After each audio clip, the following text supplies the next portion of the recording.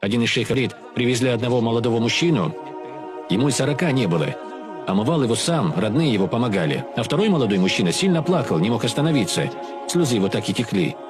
Он налил мне воды и помог развернуть тело. Мы с ним омыли, окутали в саван, но до той поры слезы его текли, он сильно плакал. Он все время приговаривал «Инна лилляхи ва инна иляйхи раджиун». В переводе означает «поистине мы принадлежим Аллаху и поистине мы к нему вернемся». Все сильнее плакал. Я подошел к нему, сказал «Всевышний для твоего брата намного добрее, милостивее, чем ты. Даже чем его родители. Терпение тебе, прояви сабр, не надо так сильно плакать. Всевышний отблагодарит за твое терпение». Терпеливые бесконечно получают благодарность, говорит. А мужчина очень удивил меня, сказав, он мне не родной брат. Тогда я спросил его, а кто он тебе? Друг он мне, ответил он. С детства мы все неразлучны. Вместе ходили в садик, потом школу окончили, потом университет поступили. Окончив вместе, на работу устроились, женились. Даже друг друга напротив квартиру купили. И у него, и у меня дочь и сын растут. На работу вместе ходили, и в горе, и в радости всегда были рядом друг с другом. И расплакался мужчина. Он был так крепок в дружбе. После прочтения намаза джаназы привезли на кладбище. Друг сам уложил его, они родные. Все смотрели на того мужчину. Все ушли. Он, оставшись у могилы друга, очень долго молился и просил Всевышнего: «О Всевышний, прости моего друга, дай ему местечко в раю. Пусть могила его будет из садов райских твоих».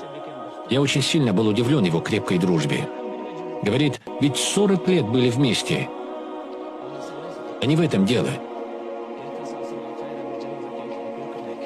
На следующий день во время аср-намаза еще привезли умершего на джаназу.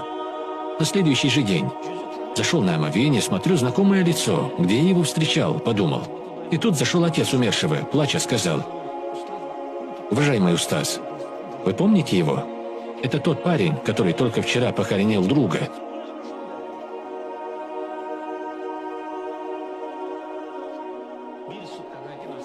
После одной сутки, после асра, я уже читал джаназа тому парню. Пришли на кладбище, а там, в основном в этих мусульманских странах, 5 раз в 5-кратном намазе читается джаназа намаз. В больших городах большинство хоронят в ту могилу. Обычно кладбища наполняются и остаются только 6-7 мест. А тут пришли, рядом со вчерашней могилой было свободное место. За всю историю моей жизни, за 30-40 лет имамства, такого джаназы не было. Второго друга похоронили рядом с его близким другом, уже после асра, на следующий же день. Вот что значит дружить на пути Всевышнего. Всю ночь переживал за смерти 2 друзей. На следующий день я спросил у отца о том, что случилось же с ним, сыном. Он ответил: ничего не ел, с душой оплакивал во время саджды. Сделал дуа. После обеденного намаза, там же, где делал дуа, и плача молился, отдал душу. Уважаемые братья, что же я хочу всем этим сказать? Видите, какая дружба была? Дружба не за богатство, статус и тому подобное. Мы умеем делать дуа друг за друга? Прошедшие до нас салафы салихины говорили, после смерти друга до 40 лет посещали, навещали его семью и помогали. 40 лет помогали детям своего друга. Были и такие времена.